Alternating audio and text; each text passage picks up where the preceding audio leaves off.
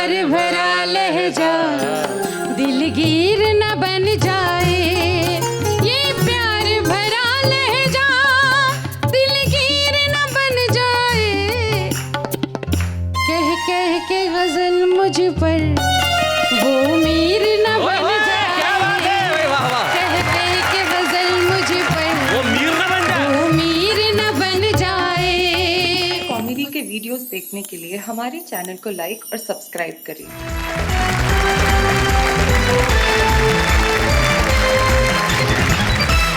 क्या बात है, मैं स्वागत है आपका। और मैं जानता हूं कि आप लोग बड़ी बेसब्री से इंतजार करते हैं कब ये कार्यक्रम शुरू हो और आप कब सारे परिवार के साथ बैठ के हंसने के लिए, ठहाके लगाने के लिए तैयार हो जाएं और ये कहने के लिए तैयार हो जाएं कि भाई कार्यक्रम हो तो ऐसा हो, कविताएं हो तो ऐसी हो, बातें हो तो ऐसी हो और तालियां हो तो ऐसी हो।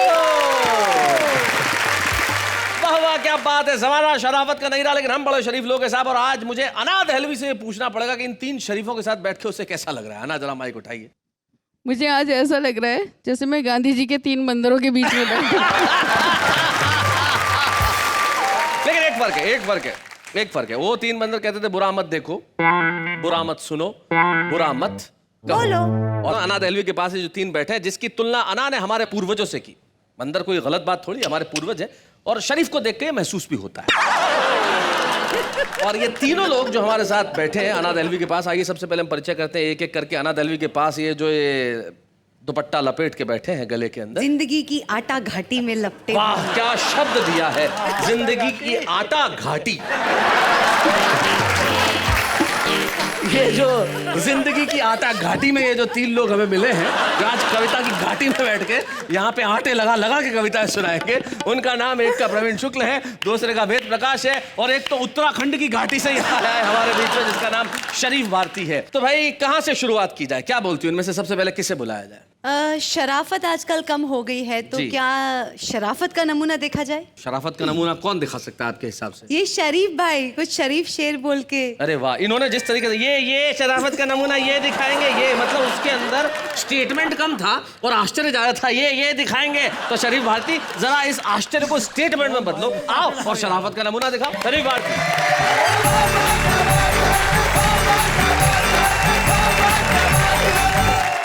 देखिए शैलेश भाई जी, मैं ठाकुर द्वारा कस्बे से आया हूँ जी। हमारे यहाँ लाइट वाइट नहीं आती, वहाँ पर बहुत दिक्कत रहती है, छोटी जगह लाइट नहीं आती, इसलिए मैंने अपनी पत्नी का नाम ही बिजली रख दिया। मैंने कम से कम घर में तो रहेगी। तो जब चाहे जवाब दे लो, बिजली कहाँ हो, बिजली सामने हाजिर है। लेकिन कई बार जब बिजली नहीं आती है तो दिक्कत क्या होती है, अंधेरे में क्या दिक्कत होती है, मैं शेर अर्ज कर रहा हूँ। इरशाद। कि अपना पजामा समझा था एक बार देखकर। अपना पजामा समझा था एक बार देखकर, शर्मा के मैं खुद छुप गया सलवार देख। पत्नी की पहन ली और लाया था घर से चक्कू को धमकाने को मेरे। अच्छा, चक्कू? थर थर वो कांपने लगा तलवार देखकर। बहुत अच्छे।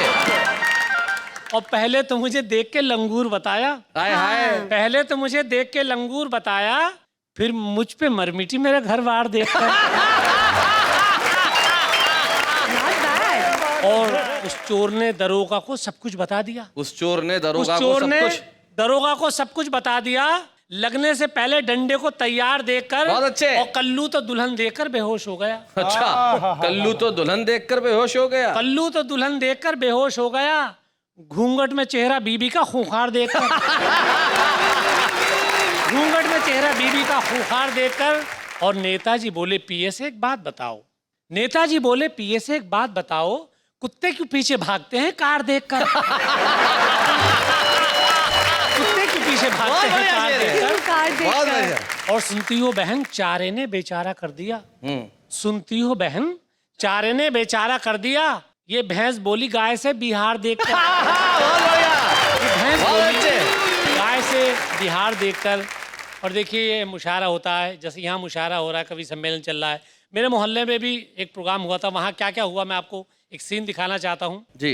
संचालक ने पहला नाम पुकारा, लीजिए अब आ रहे हैं चमन चार्ली। चमन चार्ली। चमन चार्ली की आंखें थी कुछ भटकी भटकी, सामने बैठी मोहतरमा पे चमन चार्ली की एक आंख जाके अटकी। अच्छा, बस वो हो गया शुरू। मेरी कविता का शीर्षक है समझ में नहीं आ रहा। समझ में नहीं आ रहा। मैं तुझे सूरज कहूँ या चांद समझ में नहीं आ रही है। मैं तुझे चीनी कहूँ या खांड समझ में नहीं आ रही है। अब मैं तुझे धरती कहूँ या ब्रह्मांड समझ में नहीं आ रही है। अब मैं तुझे घटना कहूँ या कांड समझ में नहीं आ रही है। मोहतरमा बोली, तू इतनी सड़ी हुई कविता सुना के मेरे पति का दिमाग हिला रही है। अब वो स्टेज के पीछे से तुझे मारने आ रही है। अब मैं तुझे कैसे बचाऊं, मेरी खुद समझ में नहीं आ रही है।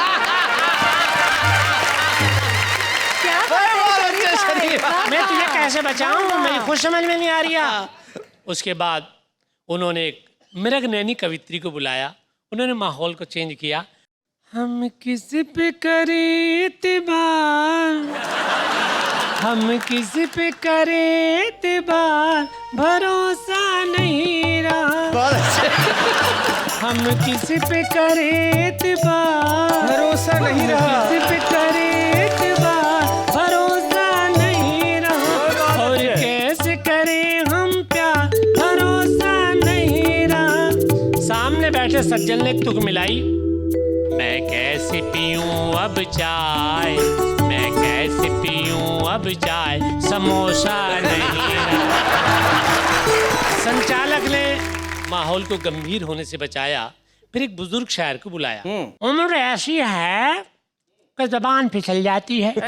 उम्र ऐसी है कि जबान फिसल जाती है, गजल से पहले बत्ती से निकल जाती है। गजल से पहले बत्ती से निकल जाती है और दिल कुछ और कहना चाहता है और पोपला मुंह कुछ और। क्या करूं, सेटिंग ही बिगड़ जाती है। क्या करूं, सेटिंग ही बिगड़ जाती है। उसके बाद चूरन वाली गली के कौसर वारसी को बुलाया। कौसर वारसी साहब शायरी के शौक के साथ कपड़े की दुकान भी चलाते थे। बहुत से लोगों को बेवकूफ़ बनाते थे। उन्होंने अपनी गजल को गुनगुनाया। मैं तुझे जान ही क्या सारा जहान दे दूंगा, खुदा की कसम मैं ईमान दे दूंगा। सामने बैठे एक सज्जन बोले, मुझे मालूम था तू ऐसे ही कह देगा, कपड़ा उधार देता नहीं, जान ईमान जरूर दे देगा। उसके बाद एक टकले कवि मंच पर आए। आते ही शुरू हो गए। खेतों में हरियाली आई, फूलों से गुलशन खिल गए और हम भी अपनी चांद लेकर चांदनी से मिल गए। एक श्रोता बोला, सब जगह हरियाली आ रही है मगर तेरे सर का गुलशन क्यों नहीं खिल रहा? बोले, मेरे सर का भी गुलशन हरा भरा था मगर जब से मैं प्रेमिका के प्रेम में पड़ा था बस यहीं पर बिगाड़ हो गया। प्रेमिका के पिता ने इतने जूते मारे कि सर का गुलशन उजाड़ हो गया।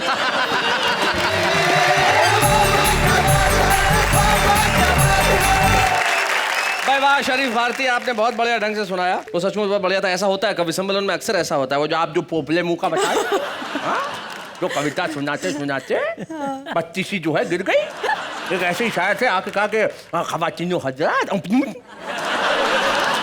फिर उठाई फिर फिटकी तो खवातीनो हजरात अर्ज किया है, फिर बात फिर उठाई खवातीनो हजरात, हमारी गजल का जो मतला है वो पेश कर, फिर गिर गई। एक श्रोता खड़ा हुआ, बोले कैसेट ही बदलता रहेगा, रिकॉर्डर भी चालू होगा। जीवन में ये जो श्रोता होता है वो भयभीत नहीं होता, वो डरता नहीं है, लेकिन कवि बड़ा भयभीत होता है। लेकिन हमारे बीच में एक ऐसा कवि है जो किन्हीं भी परिस्थितियों के अंदर कविता पढ़े भयभीत नहीं होता। हापुड़ और बढ़ौत में कविताएं पढ़ पढ़ के वो बड़ा हुआ है। मैं चाहता हूँ उस कवि को आपके बीच में बुलाऊं जो शाहदरा दिल्ली से हमारे बीच में आया, प्रवीण शुक्ल।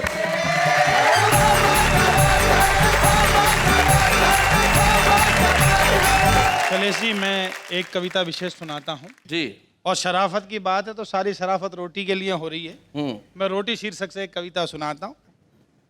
रोटी चाहे पतली सी होवे चाहे मोटी, मोटी को भी खाता है भूखा थका आदमी। आदमी में आती जाती रात दिन ही कमी, कमी है कि और होवे पैसा, पैसे से ले लूं एक वायुयान जैसा, वायुयान जैसे मैं रात दिन घूमूं होटलों में और बोतलों को चूमूं झूमूं नाचू गाऊं ताता ताता थैया, थैया के लिए कुछ और हो रुपैया, रुपये के भरे हो मैं बक से गरम से हूं बिगड़े करम से ही चूम लूं मैं चोटी पे भी तो खाएगा वही चार रोटी। आए भाई, वाह वाह वाह, बहुत बढ़िया प्रवीण, बहुत अच्छा। वेरी नाइस प्रवीण जी। लेकिन इस रोटी के चक्कर में लोग कैसे कैसे काम आजकल कर रहे हैं। समाज की कुछ विसंगतियां एक आरती के माध्यम से स्वागत आपके सम्मुख प्रस्तुत करता हूं।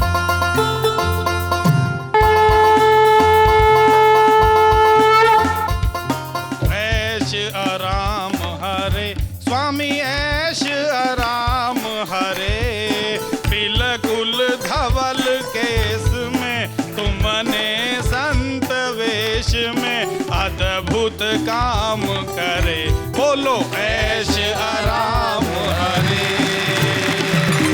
जो कोई तुमको ध्यावे कष्ट बढ़े मन का, स्वामी कष्ट बढ़े मन का, धोखा वो ही खावे धन के संग बढ़ जावे, खतरा तक धन का, बोलो जय श्री राम हरि। बोलो बोलो।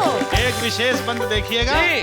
बापू बेटा दोनों कथा कहूँ मैं किसे की, स्वामी कथा कहूँ मैं किसे की, धत कर्मों पर चढ़कर एक दूजे से बढ़कर इनकी मति खिसकी, बोलो ऐश आराम हरे।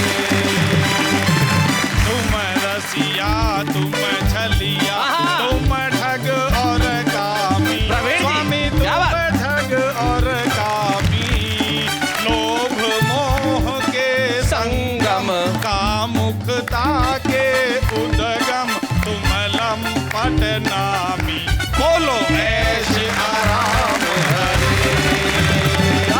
विशेष पंक्तियां क्या बात? देखिएगा क्या शैलेश बात? भाई। आहा, सुनाइए पंडित जी। वासना के तुम सागर दुष्ट कर्म करता, क्या बात? स्वामी दुष्ट कर्म करता, हर लड़की का बाबू हर लड़की का दादा, थोड़ा कम या ज्यादा तुम्हें देख डरता, बोलो ऐश आराम हरे। तुम हो एक शनिचर बिल्कुल मूढ़मती, स्वामी बिल्कुल मूढ़मती, अपनी झोली भर दी भक्त जनों की कर दी तुमने विपद गति, बोलो ऐश आराम हरे। जीवन के संकारक तुम भक्षक मेरे, ओहो। स्वामी तुम भक्षक मेरे, अश्रु आँख में लाए ये कहती अब लाए, द्वार खड़ी तेरे, बोलो ऐश आराम हरे। विषय विकार बढ़ाओ पुण्य हरो पुण्य हरो। देवा, स्वामी पुण्य हरो देवा, प्रभु पुण्य हरो देवा, श्वेत कमल से खिलकर बापू बेटा मिलकर खाते हो मेवा, बोलो ऐश आराम हरे। दुष्कर्मों का तुमने लगा दिया चट्टा, स्वामी लगा दिया चट्टा, तुमने सब पंथों पर हमने सब संतों पर लगा दिया बट्टा, बोलो ऐश आराम हरे। अंतिम सुनिएगा, जो कोई ऐश आराम की आरती को गाए, स्वामी आरती को गावे, प्रभु आरती को गावे, इधर उधर वो ताके बिना किसी बाधा के सीधा जेल जाए, बोलो ऐश आराम हरे। बोलो ऐश आराम भगवान की जय हो, जय हो। बोलो पंडित कबीर शुक्ल की जय हो। क्या बात है पंडित जी, वाह वाह, मजा कर दिया, क्या बात है भाई, जोरदार तालियां।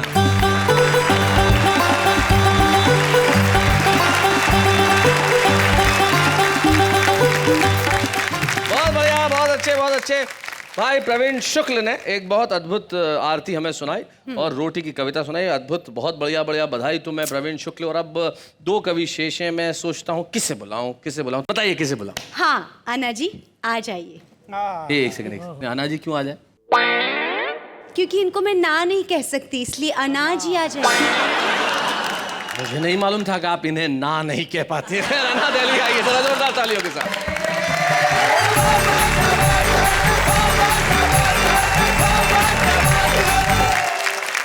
आपकी इजाजत हो तो मैं एक गजल के कुछ शेर सुनाना चाहती हूँ। बस मतले में एक शब्द आएगा, दिलगीर। दिलगीर के मायने है दिल भारी होना या दिल गमगीन हो जाना।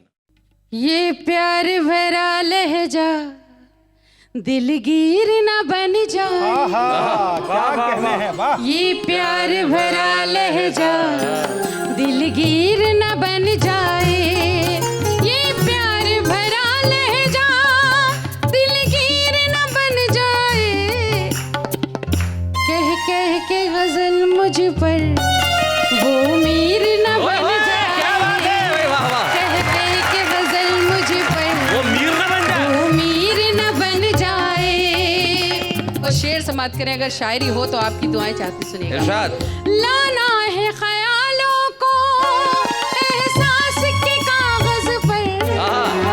लाना है ख्यालों को एहसास के कागज पर। ख्यालों को एहसास के कागज पर। डरती हूँ कहीं तेरी तस्वीर न बन जाए। डरती हूँ कहीं तेरी तस्वीर न बन जाए। और ये शेर अपनी बहनों को समर्पित करते हुए नेहा जी तक पहुंचाती सुनेगा। बदली हुई दुनिया की बदली हुई बातें हैं।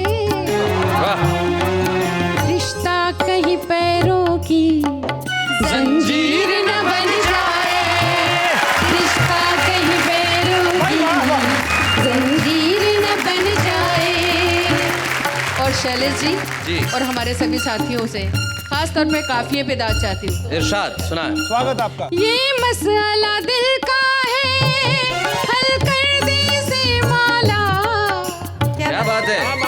ये मसला दिल का है, हल कर दे से माला। ये दर्द मोहब्बत भी कश्मीर न बन जाए। ये दर्द मोहब्बत भी कश्मीर न बन जाए। ये प्यार भरा लहजा दिलगीर न बन जाए। अगर आप इजाजत दें शैलेश जी तो मैं एक छोटा सा गीत सुनाऊं। जी इरशाद। मेरे दिल पर लिखा तूने प्यार। अच्छा। मेरे दिल पर लिखा तूने प्यार। मैं प्यार की किताब हो गई। मेरे दिल पर लिखा तूने प्यार। मैं प्यार की किताब हो गई।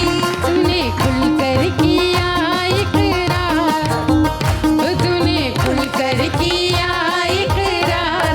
मैं खिलकर गुलाब हो गई।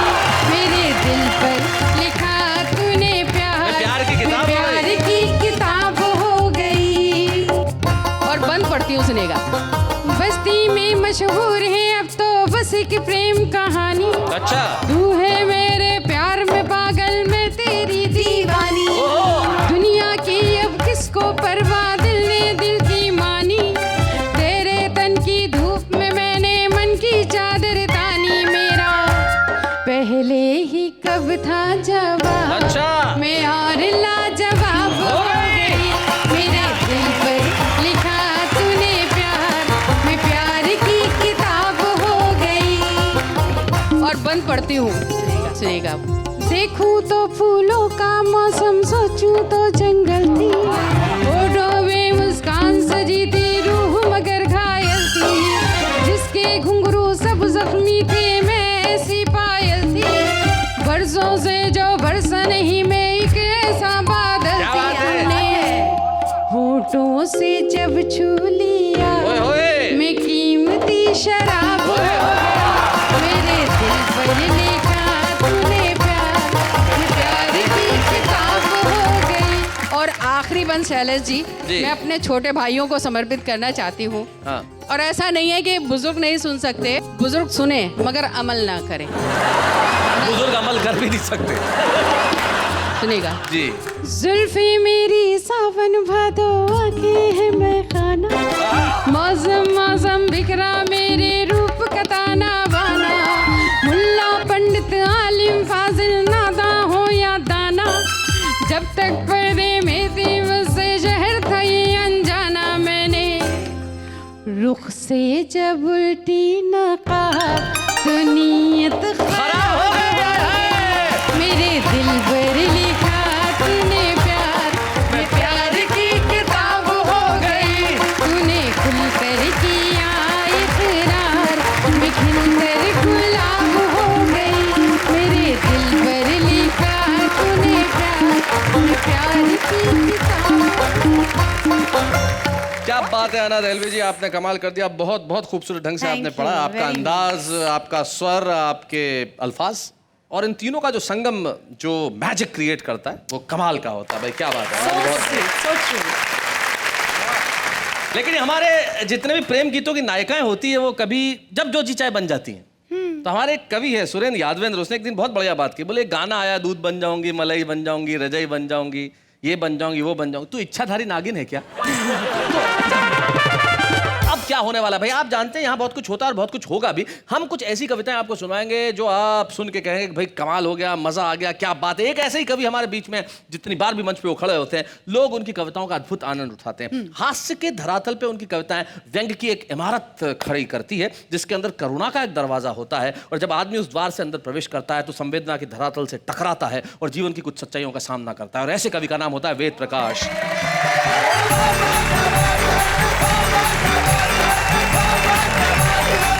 आज तो बड़ी शराफत की बात चल रही है, शरीफों जी। पर कविताएं सुनाई जा रही हाँ। हैं। मैं भी बड़े ही शरीफ लोगों पे एक कविता आपको सुनाना। सुनाई।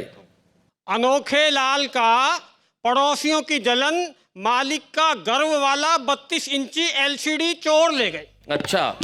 अनोखे लाल को दुख और पड़ोसियों को खुशी दे गए। रपट लिखवाने अनोखे लाल चला गया थाने, तो थानेदार ने कहा पहली बात तो तूने LCD लाकर पड़ोसियों को जलाया ही क्यों, और उन्हें जलाया तो यहाँ आया ही क्यों, उन्हीं के पास जा। थानेदार को पता नहीं था अनोखे लाल की पहुंच ऊपर तक है। अच्छा। जब अनोखे लाल ने अपना जलवा दिखाया तो थानेदार भागा भागा उसके घर आया। बोला सर माफ कर दो, आपको पहचान नहीं पाए पर अब पहचान गए हैं जी। आपका LCD आपको आज ही मिलेगा, बस एक छोटी सी दिक्कत है, थाने में इस वक्त 32 इंची का कोई सेट नहीं है, तो 42 इंची LED चलेगा। और इस घटना से अनोखे लाल को ज्ञान की प्राप्ति हो गई। सुना है उस निपट कुंवारे अनोखे लाल की कल ऐसी पत्नी खोने वाली है जिसका हुलिया थानेदार की घरवाली से हूबहू मिलता है। बहुत बढ़िया। जब शराफत की बात चली रही है तो मैं आज तक के सबसे शरीफ चरित्र पर एक कविता सुनाना। जी। एक कविता मैं रावण पर सुनाना चाहता हूं। हाँ, सबसे शरीफ चरित्र। हाँ, रावण दिल्ली आया पीछे दशहरा के बाद, तो उसका क्या हाल हुआ। होता क्या है शैलेश जी, कई बार आदमी गलत संगत में भी फंस जाता है। जी। लोग ऐसी बात कर रहे हैं, हमारे नेता आजकल रावण को भी मात कर रहे हैं। जी। ये बात उड़ते उड़ते रावण तक पहुंची तो रावण बौखला गया। अपने से भी बड़े राक्षसों के दर्शन करने वो लंकापति, वो दशानन, आनन फानन में सीधा दिल्ली आ गए। क्या बात है। स्टेशन से बाहर आते आते घटना घट चुकी थी, टैक्सी करने के पैसे भी नहीं बचे थे, अगले की जेब कट चुकी थी। रावण की जेब कट चुकी थी। निराश, मायूस, लंकेश, चेहरे पे उदासी, मन में क्लेश लिए वो मुझसे टकराया। बोला भाई साहब आप भारतीयों के हाथ जोड़ते हैं, आपकी तरक्की देखकर तो हम भी शर्मा गए। त्रेता में नाक काटने से चले थे, कलयुग में जेब काटने पर आ गए। क्या बात है वेद, बहुत बढ़िया, बहुत अच्छे। वो तो भला हो मंदोदरी का 100 का नोट अलग से अंटी में फंसा दिया था। अच्छा। वरना खाने के भी पैसे नहीं बचते, मुझे तो मरवा दिया था। मुझे क्या पता था सीता को चुराकर राम का दिल दुखाने के मुझे ये फल भोगने पड़ेंगे कि मैं फलों को तरफ जाऊंगा। वाह। मेरी समझ में नहीं आ रहा इन 100 रुपए में मैं भला क्या खाना खाऊंगा। True. मैंने कहा राम को क्यों इल्जाम दे रहे हैं? राम को सताने वाले तो मजे ले रहे हैं। क्या बात है। चले कि अब भी वो त्रेता होगा जहां राम को सताने पर मातम पुरुषी मिलती है। ये कलयुग है रावण डार्लिंग, यहाँ राम को सताओगे तो कुर्सी मिलती है। क्या बात। और रही बात खाना खाने की, तो चिंता मत कर, सामने ढाबे में 70-80 रुपए में बहुत बढ़िया थाली मिल जाएगी, तेरी तबीयत खिल जाएगी। जा, मैं इंतजार कर रहा हूं, तू खाकर आ। रावण ढाबे में गया और जब बाहर आया तो अगले के कपड़े और मुंह दोनों उतरे हुए थे। अच्छा। मैंने कहा क्यों रावण, कपड़े क्यों उतार लिए? बोला उतार नहीं लिए, ढाबे वाले ने उतरवा लिए। मैंने कहा तुम्हारे पास तो 100 रुपए का नोट था। सुनकर रावण रुआंसा हो गया, पर किसी तरह अपने आंसू रोक लिए। कहने लगा मैं क्या करता, अगले ने 70 रुपए पर हेड के हिसाब से 700 ठोक दिए। क्या बात। पर अब मुझे कोई गिला नहीं है। अब मैं ये ही सोचकर नहीं रोता कि जिन नेताओं के दर्शन करने के चक्कर में मेरा ये हाल हो गया, अगर सच में उनके दर्शन हो गए होते तो मेरा क्या हाल होता। क्या बात तो है। मेरा- वाह वाह वाह वाह, बहुत बढ़िया। बहुत बढ़िया वेद प्रकाश, बहुत अच्छे। आपने बहुत बहुत बढ़िया ढंग से अपनी व्यंग की कविता सुनाई। और यही व्यंग की ताकत भी है कि वहां तक मार हो जहां तक आदमी सोच नहीं पाए, और मार इस कदर की हो कि चोट लगे भी और एहसास न हो। मुस्कुराहट के साथ जब चोट का एहसास हो उसे व्यंग कहा जाता है। और आपने उस व्यंग कविता को बहुत बढ़िया ढंग से पढ़ा, इसके लिए मैं आपको कहना चाहूंगा वाह वाह, क्या बात है।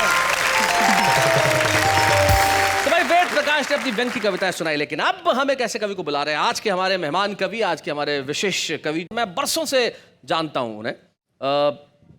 मैं हिंदी पत्रकारिता की बात करूं तो वहां से उन्होंने अपनी शुरुआत की और अपनी गज़लें भी कहते रहे। आफरीन और आमीन नाम के उनके 2 संकलन आए और उनकी गज़लों को शुभा मुदगल ने, तलत अजीज साहब ने, पंकज उदास जी ने और यहाँ तक कि अमिताभ बच्चन ने गाया। और उनके एक शेर जो मुझे व्यक्तिगत तौर पे इतने पसंद है कि मैं कई बार उन्हें कोट करता हूँ। जब मैं कहता हूँ कि तुम मुझे रोज चिट्ठियाँ लिखना, मैं तुम्हें रोज एक गजल दूंगा, तब मेरे दिमाग में वही युवा रचनाकार होता है। आइए मिलते हैं हमारे आज के इस मेहमान कवि से, जिसका नाम है आलोक श्रीवास्तव।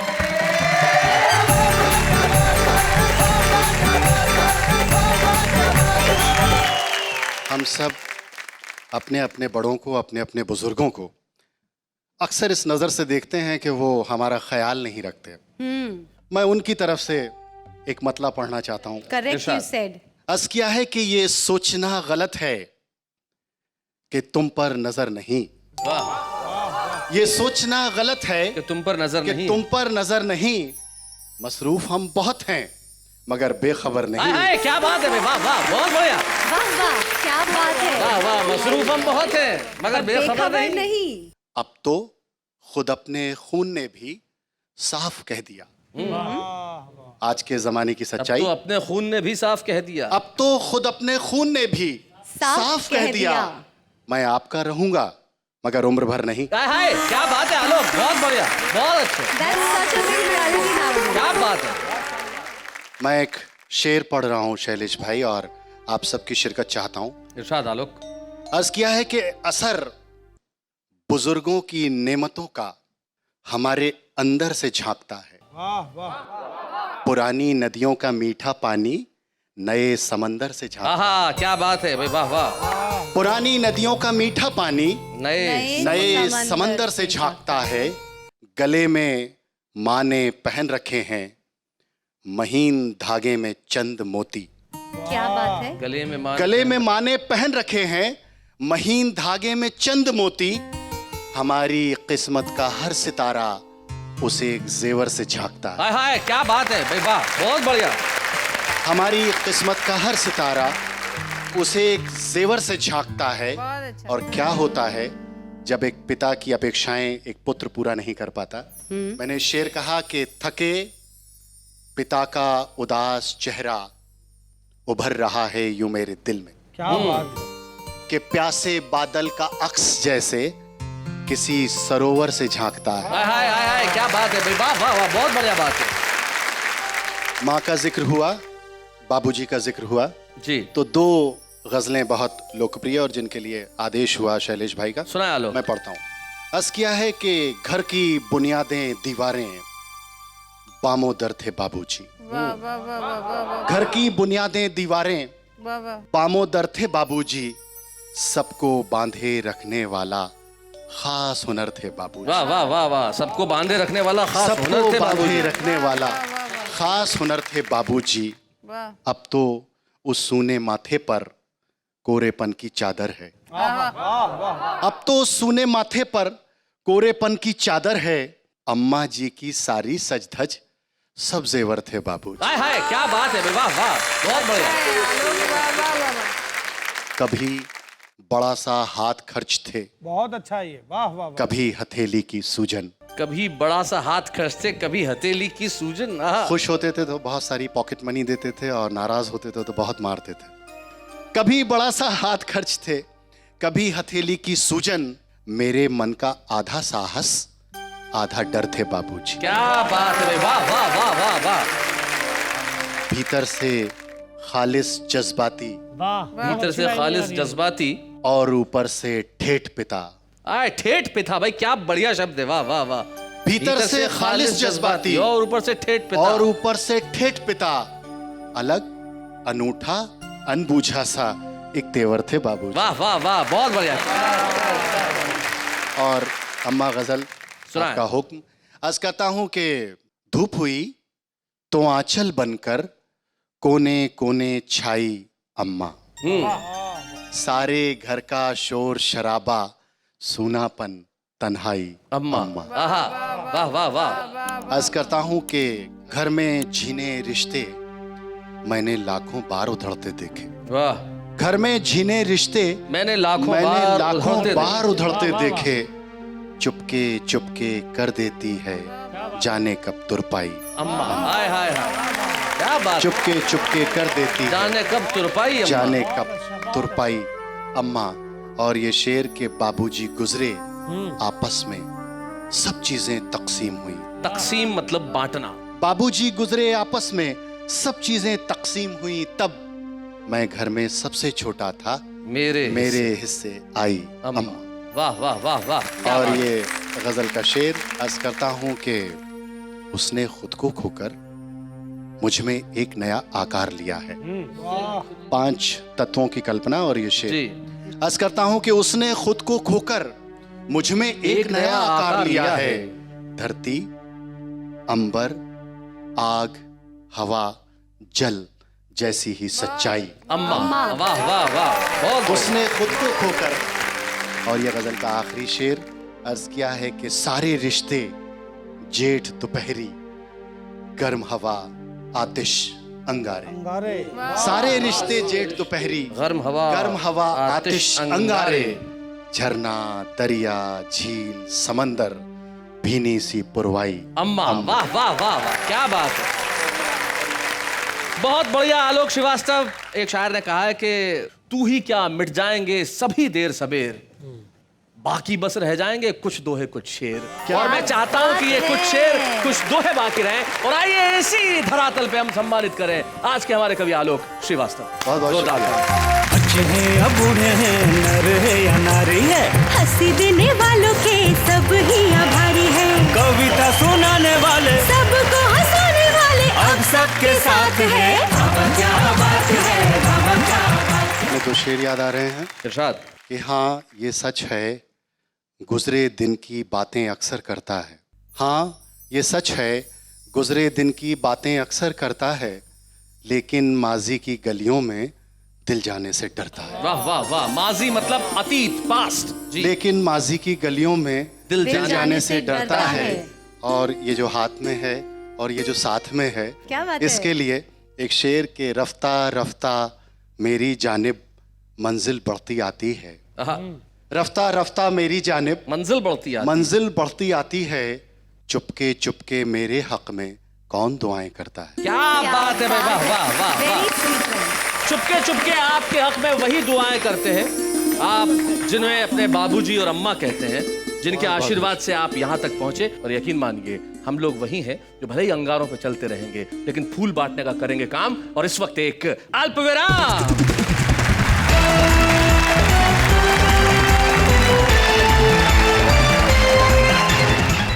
कॉमेडी के वीडियोस देखने के लिए हमारे चैनल को लाइक और सब्सक्राइब करें।